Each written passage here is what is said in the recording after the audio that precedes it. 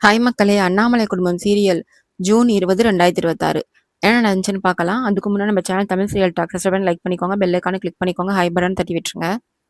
வருண் ரூம்லயே சாப்பிடாம கிடக்குறான்ட்டு வெண்ணிலா தண்ணியும் காஃபியும் கொண்டு வந்திருக்கா வருண். நான் வெளியிலே வைக்கிறேன் ரூமுக்கு வெளியில. அதையாச்சும் குடிங்க அப்படின்னு சொல்லிட்டு போறா. போயிட்டு வந்து டிஃபன் எடுத்துட்டு வந்து பார்க்கும்போது அது அப்படியே தான் இருக்கு. வருண் ஏன் வருண் 2 நாளா சாப்பிடாம இது மாதிரி சாப்பிடாம இருந்தா உடம்புக்கு என்ன ஆகுறது? டிஃபன் கொண்டு வந்திருக்கேன். அதையாச்சும் சாப்பிடுங்க அப்படின்னு சொல்லும்போது அவன் எதுவுமே சொல்லாம அமைதியாவே இருக்கான். ஏன் வருண் பேச மாட்றீங்க? அமைதியாவே இருக்கீங்க. நான் சாப்பாடு கொண்டு வந்திருக்கேன். தயவு செஞ்சு சாப்பிடுங்க. நீங்க உள்ள என்ன நிலைமையில இருக்கீங்கன்னு தெரியல. எங்களுக்கு அத நினைச்சாலே பயமா இருக்கு. தயவு செஞ்சு சாப்பிடுங்கன்னு கதவ தட்டுறா. அவனுக்கு மயக்கத்துல ஒண்ணுமே சொல்ல முடியாம அவனும் இருக்கான். ரொம்ப மயங்கி மயங்கி விழுந்துட்டு இருக்கான் உள்ள ரூம்குள்ள. வெண்ணிலா சொல்றா, இந்த தடவை நான் போமாட்டேன். நீங்க கதவை திறக்கலனா தயவு செஞ்சு ஏதாச்சும் பேசுங்க அப்படின்னு சொல்லும்போது, நீ என் சாராவோட சாவுக்கு காரணமானவ. நீ உன்கிட்ட பேசவே எனக்கு பிடிக்கல. அதனால நீ இங்க இருந்து போயிடு. இந்த வீட்டு விட்டு போனாலும் பரவாயில்ல போயிடு அப்படின்னு சொல்றான். அவளே ஒன்னும் சொல்ல முடியாம அழுதுட்டு வெளியே நின்னுட்டு இருக்கா. வருண் ரூமுக்கு வெளியில வெண்ணிலா அழுதுட்டு உட்காந்துட்டு இருக்கா. அதை பார்த்துட்டு லீலாவதி நீ வான்னு கூப்பிட்டு போறாங்க. நான் வரல அப்படின்னு சொல்றா. நீ வா வந்து சாப்பிடு வா. நீனும் ஏன் சாப்பிடாம உன்னை வருத்திக்கிற வா அப்படின்னு சொல்லும்போது அவரே சாப்பிடாம இருக்காரே அப்படின்னு சொல்லும்போது இல்லம்மா நீ வா என் கூடன்னு சொல்லி டைனிங் டேபிள் உட்கார வச்சு சாப்பாடு சாப்பிடுன்னு சொல்றாங்க. இல்லத்த எனக்கு வேணாம் அப்படின்னு சொல்றா. அவனே நல்லா பேசி ஒரு வழிக்கு கொண்டு வரணும்னா அவனுக்கு புரிய வைக்கணும்னா நமக்கு தெம்பு வேணும். அதனால நீ கொஞ்சமாச்சும் சாப்பிடு வெண்ணிலா அப்படின்னு சொல்லி சாப்பாடு போடுறாங்க. அப்ப அவன் தான் சாப்பிடாம இருக்கிறான்னா நீயும் சாப்பிடாம இருந்து எதுக்கு உன்னை வெறுத்திக்கிற அப்படின்னு சொல்லி சாப்பாடு போட்டு அவளுக்கு ஊட்டி விட்டுட்டு இருக்காங்க. ஊட்டி விட்டுட்டு இருக்கும் போதே வருண் இரும்புற சத்தம் கேக்குது. அவர் இரும்புற அத்தை அப்படின்னு சொல்றா. உடனே இல்லம்மா நீ சாப்பிடுமான்னு சொல்லி திரும்பி ஊட்டுறாங்க. இல்லத்த அவர் இரும்புற அத்தை அப்படின்னு சொல்லி திரும்பவும் அவன் இரும்பிட்டு இருக்கும் போதே இவ ஓடுறா அவன் ரூமுக்கு. வருண் வருண் என்னாச்சு வருண் உங்களுக்கு? எதுக்கு இரும்புறீங்க? என்னாச்சு உங்களுக்குன்னு கேட்கும்போது நீ கூப்பிடுறது என் காதுல ஈயத்த காய்ச்சி ஊத்துற மாதிரி இருக்கு. முடிஞ்சா என் வாழ்க்கையை விட்டு போயிட்டு இந்த வீட்டையும் விட்டும் போயிடு. என் சாராவோட சாவுக்கு காரணமானவனி அப்படின்னு கத்துறான். இவ திரும்பியும் அழுதுட்டு நிக்கிறா. அண்ணாமலையும் லக்ஸும் சாரா வீடு தேடி போறாங்க. அங்க போயிட்டு அவங்க வீட்டுல பார்த்தா பூட்டி இருக்கு கதவு. பூட்டி இருக்கும்போது அக்கம் பக்கத்தெல்லாம் விசாரிக்கிறாங்க.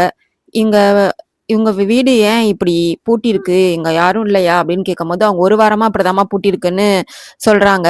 நீ அந்த பக்கம் போய் விசாரி லக்ஸ்ன்னு சொல்றாங்க அவங்க பிஏ கிட்ட. அவங்களும் இன்னொருத்தவங்கள்ட்ட போய் விசாரிக்கும் போது அது ஒரு வாரமா பூட்டி இருக்குன்னு சொல்லி அவங்களும் அதே பதில தான் சொல்றாங்க. இவங்க 2 பேரும் பேசிக்கிறாங்க லக்ஸும் அண்ணாமலையும். நான் விசாரிச்சேன் மேடம். ஒரு வாரமா வீடு பூட்டிருக்குன்னு அக்கம் பக்கத்தெல்லாம் சொல்றாங்க அப்படின்னு அண்ணாமலைகிட்ட சொல்லும்போது அண்ணாமலை திரும்பியும் வீட்டுக்குள்ள நிக்கிறாங்க போறாங்க. இங்க நம்ம முன்னாடி வரும்போது இந்த குப்பைலாம் இங்க இல்ல. இப்ப இந்த குப்பை இங்க இருக்கு. பார்த்தாலும் இப்ப போட்ட மாதிரிதான் இருக்கு. பழைய குப்பை மாதிரி தெரியல. அப்போ வீட்டுக்குள்ள யாரோ இருக்காங்க அப்படின்னு தானே அர்த்தம். யாரு வீட்டுக்குள்ள இருக்கான்னு தெரியல. எப்படி கண்டுபிடிக்கிறது அப்படின்னு யோசிச்சுட்டு இருக்கும் போது அங்க ஒரு டெலிவரி பாய் வந்து டோர்ல டெலிவரி வச்சுட்டு போறான். இங்கதான் வீட்டுல யாரும் இல்லையப்பா டெலிவரி வச்சுட்டு போறியேன்னு அண்ணாமலை விசாரிக்கிறாங்க. அப்போ நீங்களுக்கு ஆர்டர் வரும்போதே நாங்க வீட்டுல இருக்க மாட்டோம், டோர்ல டெலிவரி பண்ணிட்டு போங்கன்னு சொல்லிதாம்மா மெசேஜே வந்துச்சு. அதனாலதான் நான் டோர்ல வச்சுட்டு போறேன் அப்படின்னு சொல்லி சொல்றான் அந்த டெலிவரி பாயும். இவங்களும் என்ன பண்றதுன்னு தெரியாம யோசிச்சுட்டு நின்றுட்டு இருக்கும் போது அவங்களுக்கு போன் வருது அண்ணாமலைக்கு. லீலாவதி போன் பண்றாங்க. போன் பண்ணி லீலாவதி சொல்றாங்க வருண் விஷயம் தெரிஞ்சு போய் வெண்ணிலா வீட்ல இருந்து அப்பா அம்மாலாம் வந்திருக்காங்க. நான் அவங்கள்ட்ட பேசிட்டு தான் இருக்கேன். நீ வா அண்ணாமலை அப்படின்னு சொல்றாங்க. சரின்னு சொல்லிட்டு நான் வரேன்க்கா, நீங்க அவங்கள்ட்ட பேசிட்டே இருங்க அப்படின்னு சொல்லிட்டு கிளம்புறாங்க அவங்க அங்கிருந்து. இங்க வீட்டுல எல்லாரும் ஹால்ல உட்காந்து பேசிட்டு இருக்காங்க. அப்போ வீட்டுல வான்மதியும் வெண்ணிலாவும் ஒரே இடத்துல நின்றுட்டு இருக்காங்க. அப்போ வெண்ணிலா கேக்குறா வான்மதிட்ட எதுக்குக்கா இந்த விஷயத்தெல்லாம் அப்பா கிட்ட சொல்லி இப்படி பிரச்சனை பண்ற அப்படின்னு கேக்குறா. அதுக்கு நான் என்னடி பண்றது, உன் விஷயம் பத்தி அப்பாவுக்கு தெரிஞ்சாதானே, இல்லாட்டினா அப்பா ஏன் என்கிட்ட சொல்லலன்னு கேட்க மாட்டாரா, அதனாலதான் நான் சொன்னேன் அப்படின்னு அவ சொல்றா. இவங்க வரத்துக்கு முன்னாடி அண்ணாமலை அங்க வரத்துக்கு முன்னாடியே அங்க அந்த வான்மதி அம்மா மங்கா இருக்கால, நாங்க என் பொண்ணுங்களை நல்லபடியா இருக்கணும், பெரிய வசதியான வீடுன்னு சொல்லி நாங்க கல்யாணம் பண்ணி கொடுத்து தப்பா போச்சு. பொண்ணை கல்யாணம் பண்ணி கொடுத்துட்டு எப்ப பார்த்தாலும் பிரச்சனை பிரச்சனைன்னு ஆயிடுச்சு. இந்த பையன் என்னன்னா பொண்டாட்டி இருக்கும்போது யாரையும் நினைச்சுக்கிட்டு இப்படி பண்ணிட்டு இருக்காரு இந்த மாப்பிள்ளை அப்படின்னு சொல்லிட்டு இருக்கா மங்கா அப்படின்னு சொல்லி சீன் கிரியேட் பண்ணிட்டு இருக்கா. அதை பார்த்துட்டு கௌதமும் அருவி கிட்ட சொல்றான், இவங்க நல்ல நாள்லே ரொம்ப பண்ணுவாங்க, இப்ப எதுக்கு இப்படிலாம் பேசிட்டு உட்காந்துருக்காங்க, இவங்க பிரச்சனை பெருசாக்காம விட மாட்டாங்களே அப்படின்னு சொல்லிட்டு இருக்கான் அருவி கிட்ட. அப்பதான் அண்ணாமலை வராங்க. அண்ணாமலை வந்ததும் வெண்ணிலா குடும்பத்துல எல்லாரும் ஏஞ்சி நிக்கிறாங்க. உட்காருங்க அப்படின்னு சொல்லி அண்ணாமலை உட்கார வச்சுட்டு உட்காந்துருக்காங்க. அப்போ சொல்றாரு வெண்ணிலா அப்பா, கேள்விப்பட்டோம் நாங்க இது மாதிரி அந்த பொண்ணுக்கு ஆயிடுச்சுன்னு, ரொம்ப கஷ்டமா தான் இருக்கு அப்படின்னு சொல்றாரு. இவ்வளோ நேரமா பெரிய சம்மந்தி கிட்ட நாங்க பேசிக்கிட்டு தான் இருந்தோம். அவங்க எல்லாமே சொன்னாங்க. நாங்க இதே மாரி ஆயிடுச்சுன்னு வருத்தப்பட்டு ஆறுதல் சொல்லலாமேன்னு வந்தோமே தவிர, உன்ன கேள்வி கேட்க வந்தோம்லாம் நெனச்சுக்காதம்மா அப்படின்னு அண்ணாமலைட்ட சொல்றாங்க. உடனே மங்கா சொல்றா, இதே அவங்க ஏதாச்சும் நம்ம வீட்ல ஒரு பையன் இதே மாரி இருந்து, அவங்க பொண்ணு நம்ம வீட்ல குடுத்திருந்து, இதே மாரி ஒரு பொண்ணு செத்து போச்சுன்னு, நம்ம வீட்ல ஒரு பையன் பிரச்சனை பண்ணா, இவங்க வீட்ல உள்ளவங்கலாம் சும்மா இருப்பாங்களா? என்ன மாமா இப்படி பேசுறியே நீனுன்னு மங்கா வந்து வெண்ணிலா அப்பாவ தூண்டி விடுற மாரி பேசுறா. உடனே லீலாவதியும், நாங்களும் அதே மாரி ஏதாச்சும் நானா கூட ஆறுதல் சொல்ல தான் வந்திருக்கோமே தவிர, இதே மாரிலாம் பிரச்சனைலாம் நாங்க பண்ண மாட்டோம். நீங்க யார்ட்ட பேசுன்றத பார்த்து பேசுங்க அப்படின்னு சொல்றாங்க அந்த மங்கா கிட்ட. அதுக்கு அண்ணாமலை சொல்றாங்க, அக்கா விடுங்கக்கா, அவங்க இடத்துல இருந்து பார்க்கும்போது அவங்க ஆதங்கம் சரிதான். அதனால அவங்க பொண்ணு நல்லா வாழணும்னு அவங்க ஆசைப்படுறதுல எந்த ஒரு தப்பும் கிடையாது அப்படின்னு சொல்றாங்க.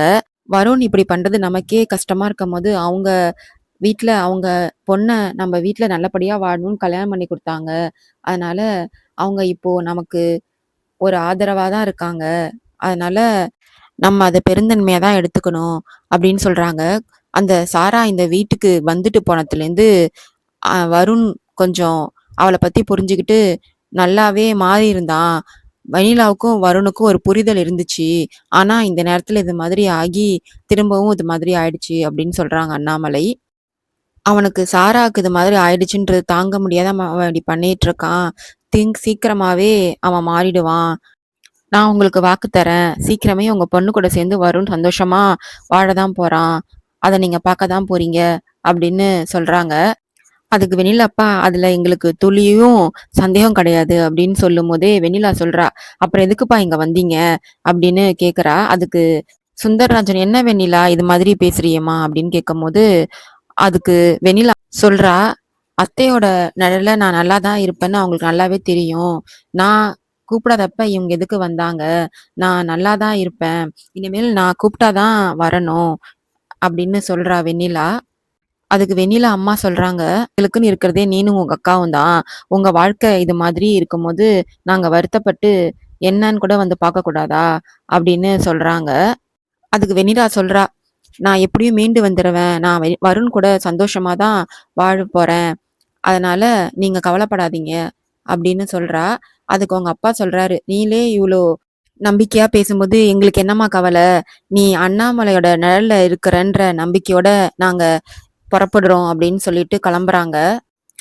எல்லாரும் அவங்க போனதுக்கு அப்புறம் பேசிட்டு இருக்காங்க. இதுக்கு என்னதான் முடிவு? என்னதான் பண்றது? அப்படின்னு பேசிட்டு இருக்கும்போது கௌதம் சொல்றான், நீங்க சொன்னாதான் வரும்னு கேட்பான்.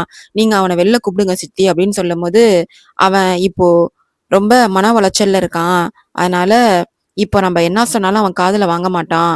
அந்த சாராவே நேர்ல வந்தாதான் அவன் மனசு மாறுவான் அப்படின்னு சொல்லும்போது பவித்ரா சொல்றா, அது எப்படி சித்தி சாத்தியம் ஆகும்? அந்த சாரா எப்படி செத்து போனவ திரும்பியும் வருவா அப்படின்னு கேட்டுட்டு இருக்கும்போது, வருண நீங்க தான் நார்மல் ஆக்கணும் அப்படின்னு பவித்ரா சொல்றா. வருண் நார்மலா தான் சித்தி, வெண்ணிலாவும் நார்மலாவா, அதனால நீங்க தான் பேசணும் வருண் கிட்ட அப்படின்னு பவித்ரா சொல்லிட்டு இருக்கும்போது, சீக்கிரமே எந்த பிரச்சனையும் இல்லாம எல்லாம் நல்லபடியா முடியும் அப்படின்னு அண்ணாமலை சொல்றாங்க. அதுக்கு வான்மதி நடிக்கிறா, என் தங்கச்சிக்கு மட்டும் எதுக்குதான் இது மாதிரிலாம் நடக்குதோ தெரியல, இவளுக்கு மட்டும் பிரச்சனை புதுசு புதுசா ஏதாச்சும் ஒன்று வந்துகிட்டே இருக்கு அப்படின்னு நாடகம் ஆடுறத பார்த்துட்டு அண்ணாமலை சொல்றாங்க, இவ்வளோ பிரச்சனை கடவுள் கொடுக்குறாருன்னா அதுக்கு மேல சந்தோஷத்தை தரப்போறாருன்னு அர்த்தம். யாரோ வெண்ணிலா நடக்க கூடாதுன்னு வேண்டியிருக்காங்க போல இருக்கு. அதனாலதான் அவளுக்கு இது மாதிரிலாம் நடக்குது. அது திரும்பியும் அவங்களுக்கே திரும்பியும் பிரச்சனையை கொடுக்கணும் தெரியல. அதனால நீ வருத்தப்படாத வான்மதி அப்படின்னு சொல்றாங்க. இவங்க பேசிட்டு இருக்கும் போதே வராரு வெங்கடேசன் வந்து இன்னைக்கு பௌர்ணமி பூஜையாச்சே யாரும் போலையா அப்படின்னு கேட்கும்போது அதுக்கு அண்ணாமலை சொல்றாங்க, அக்காவுக்கு வருண் இது மாதிரி இருக்கும்போது ஏதோ அவங்க யோசிக்கல போல இருக்கு, எல்லாத்தையும் மறந்துட்டாங்க. வருணுக்கு ஒண்ணுனா அக்காவால தாங்க முடியாது, அதனாலதான் அவங்க இதை யோசிக்கல போல இருக்கு அப்படின்னு சொல்லும்போது, வா நம்ம போயிட்டு வந்துடலாம் அப்படின்னு கூப்பிடுறாரு சுந்தரராஜன். வருண் இப்படி இருக்கும்போது எப்படிங்க போறது அப்படின்னு சொல்றாங்க லீலாவதி. நீ தானே சொல்லுவ இந்த பூஜையில கலந்துக்கிட்டா குடும்பத்துக்கு நல்லதுன்னு சொல்லி, யாருக்கு தெரியும், இந்த பூஜை கலந்ததுக்கு அப்புறம் வருண் நல்லா கூட ஆகலாம்ல அப்படின்னு சொல்றாரு. உடனே எல்லாரும் கிளம்புங்கன்னு அண்ணாமலை சொல்றாங்க. இந்த நிலைமையில எல்லாரும் போயிட்டா வருண் எப்படி தனியா இருக்கானே என்ன பண்றது அப்படின்னு கௌதம் சொல்லும்போது, நான் பாத்துக்கிறேன் நீங்க எல்லாம் போயிட்டு வாங்கன்னு வெண்ணிலா சொல்றா. நீ எப்படி தனியா பாத்துப்ப வெண்ணிலா அப்படின்னு பவித்ரா சொல்றாங்க. ஏற்கனவே உன்னை பார்த்தாலே அவன் கடுப்பாகிறான், பெரியவங்க எல்லாம் போயிட்டு வாங்க, நான் வேணா துணையா இருக்கேன் வெண்ணிலாவுக்கு அப்படின்னு சொல்றாங்க பவித்ரா. இல்ல இது குடும்பத்தோட பண்ற பூஜை, எல்லாரும் கலந்துக்கிட்டு தான் ஆகணும், அதனால எல்லாரும் கிளம்புவோம், அதான் வெண்ணிலா தான் பாத்துக்கிறேன்னு சொல்றாருல, யாரும் பயப்படாதீங்க, அவனுக்கு எதுவும் ஆகாது அப்படின்னு சொல்றாங்க.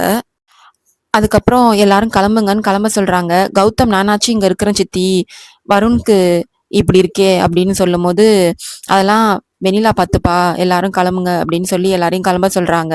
அப்போ அண்ணாமலையும் லீலாவதியும் பேசிக்கிறாங்க, வருஷம் வருஷம் வருண் நம்ம கூட வருவான், அவன் இப்படி இந்த நிலைமையில இருக்கும் போது கஷ்டமா இருக்கு, அவனுக்காக நம்ம வேண்டிப்போம், அதெல்லாம் ஒன்றும் ஆகாது, நாளைக்கே அவன் நல்லாயிட போறான், அதுக்கான வேலையை தான் நான் பார்த்துட்டு இருக்கேன், நீங்க கவலைப்படாம கிளம்புங்கக்கா அப்படின்னு லீலாவதி சொல்றாங்க அண்ணாமலை கிட்ட.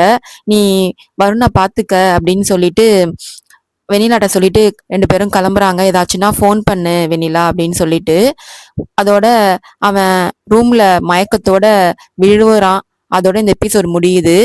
வரப்போற எபிசோட்ல என்ன நடக்குதுன்னு பார்க்கலாம். பாய் மக்களே.